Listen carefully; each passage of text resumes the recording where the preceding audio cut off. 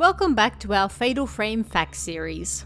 This week, we're continuing with our main protagonists and taking a look at probably my personal favourite character in the entire series, Kozukata Yuri from Fatal Frame 5.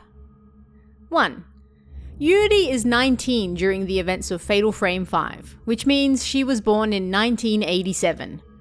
This also makes her the second oldest protagonist at the time of their games, with Rei the only one being older, at 23 during the events of her game.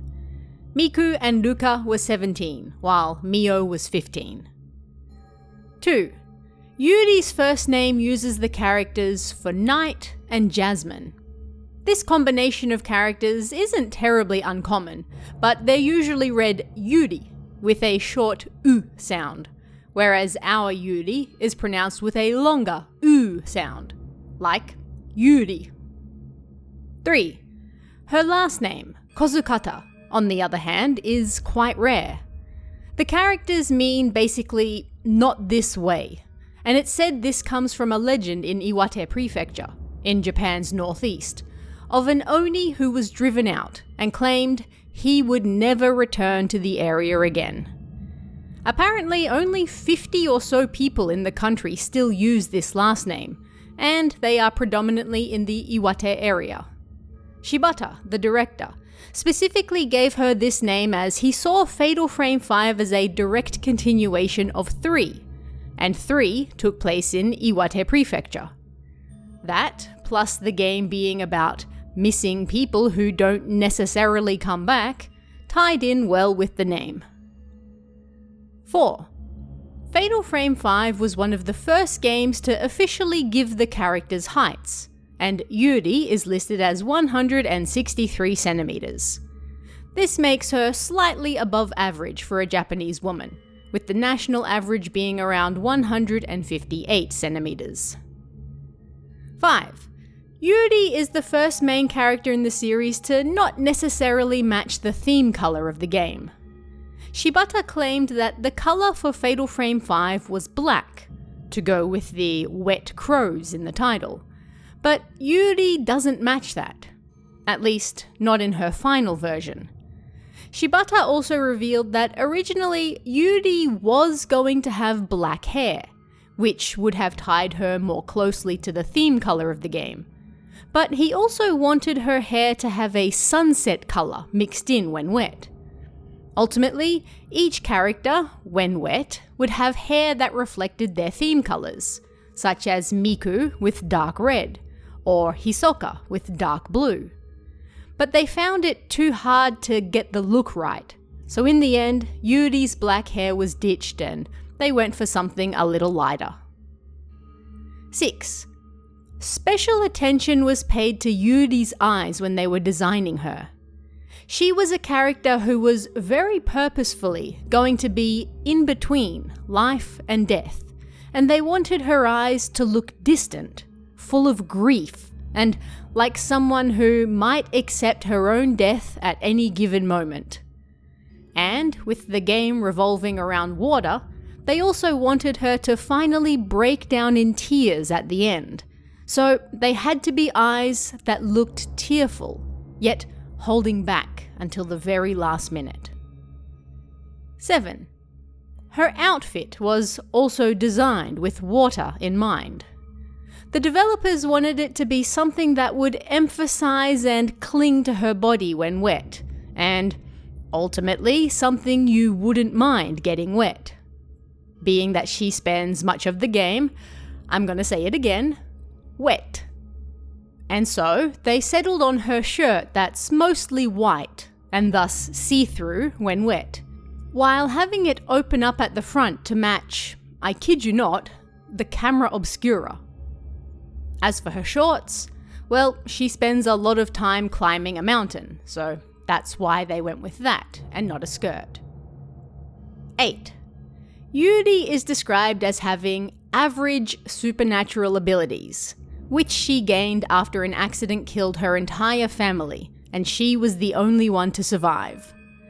Despite her skills being described as average, she is still able to perform shadow reading, which is basically tracking lost people or objects from items related to them, as well as glancing, which allows someone to see a person's final moments by touching their weakened spirit.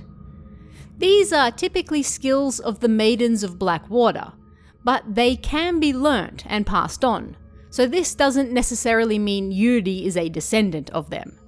In fact, she learnt these skills from Hisoka, who is a descendant, but also learnt her skills from someone else. 9. In Japanese, Yuri is voiced by Taneda Risa, who is another of those voice actors who has been working pretty consistently for well over a decade now, so you've no doubt heard her in something. For me personally, she also voices Diva from Overwatch in the Japanese dub, which I think is pretty neat. In English, Yuri is voiced by Tressa Brooks. It appears Fatal Frame 5 was her first big voice acting role, but she has since gone on to appear in other stuff like Horizon Zero Dawn as well. 10.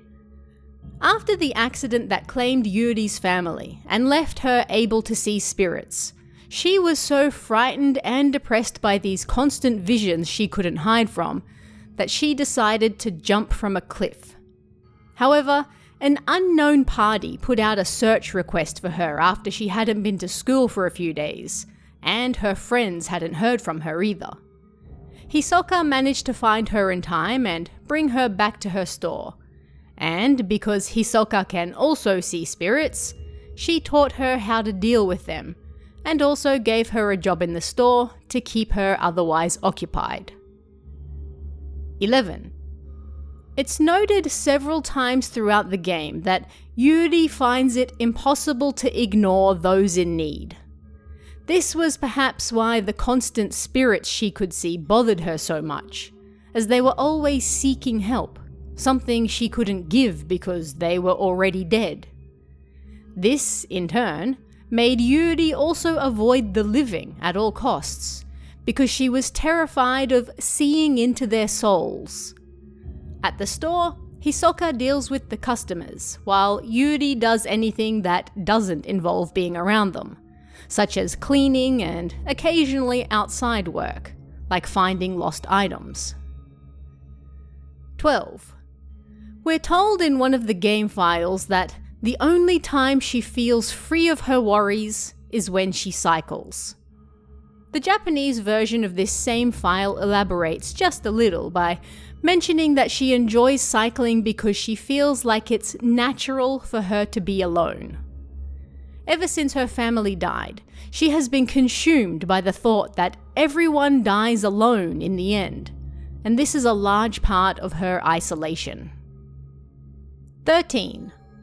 The first thing we ever hear Yuri say in-game is, "I thought I'd be scared of death, but I can't even cry."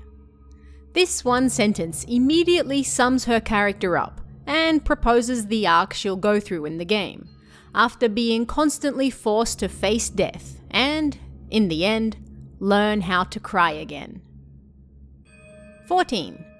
Yuri and Miyu, although both having no family left at the time they meet, are generally portrayed as two opposing sides of the same coin. Both are utterly lost in their isolation, but where Yuri fears the constant ghosts she sees, Miyu doesn't. Where Miyu fears being utterly alone, on the contrary, that's what Yuri seeks. Both also save each other from the mountain at different points throughout the game, and they even share the same camera obscura, which originally belonged to Hisoka, although we're told that she got it from the same old woman who taught her shadow reading. How it got into that woman's hands remains unknown. 15. In her notebook, Yuri mentions that it was just one word from Hisoka that stopped her from jumping. Yurusanai. The English translates this as, "I won't let you." But this one word was so strong, so outrageous, that it actually made her stop and think. However, it was Hisoka's next actions that truly made her decide to keep living. "Sometimes a cup of coffee can make all the difference," she said as she gave her a coffee.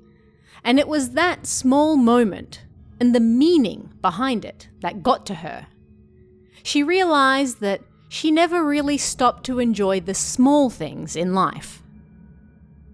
16. In the game, Yuri has 2 endings, and as of yet, we don't know which one is canon. In the bad ending, Yuri sees Ulce's final moments and feels her sadness and isolation. The same sadness and isolation she has felt all this time. But Ulce tells her that she's not alone, and so they embrace and Yuri falls to her death into the waters below.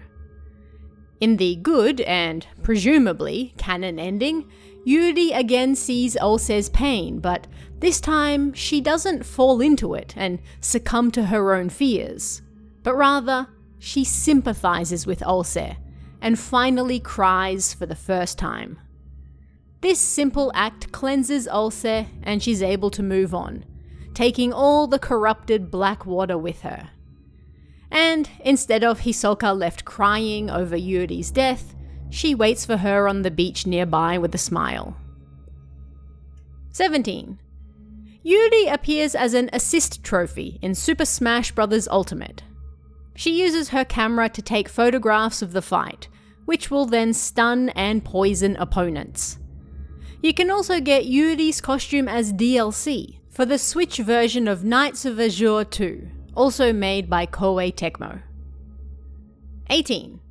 In the original Wii U version of the game, Yuri had 4 bonus costumes: a school uniform, white kimono, bikini, and Zero Suit from Metroid. The remaster only kept the school uniform and white kimono, but then gave her another 7 costumes on top of that.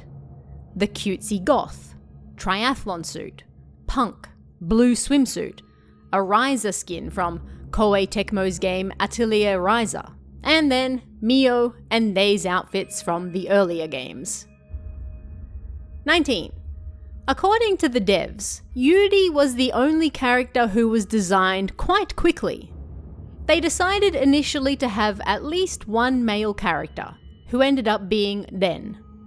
Then, Yuri was picked as the female lead, and her design process was quite swift. They struggled on the 3rd lead after that, debating Ayane from Dead or Alive, or Hinasaki Miku herself. But in the end, they figured her story was done, so they went with her daughter instead. 20. Finally, Yuri had a 3rd scrapped ending that would trigger if you defeated Ulce with normal damage. Titled Magatsuhi, which the game refers to in English as the Dark Sun, Ulce would return to her normal self after being photographed, although she would still be wearing black. She would point out that both her and Yuri are forever alone, before disappearing. And as the dark sun in the distance grew stronger, Yuri would realize that everyone standing around her looking at it is in pairs. Amongst those pairs we'd see Miku and Mafuyu, and Fuyuhi and Haruka. Yuri would ponder what she should have done and how she's alone, before the scene would switch to the cliff again and Yuri once again pondering whether she should jump or whether she should stay. According to the devs, it was cut simply because it was a bad ending. And that is 20 facts about Kozukata Yuri, the main playable character from Fatal Frame 5. But what did you guys think of this one? Are there any other characters or games you'd like me to explore? Let me know in the comments below, and I'll see you again next time.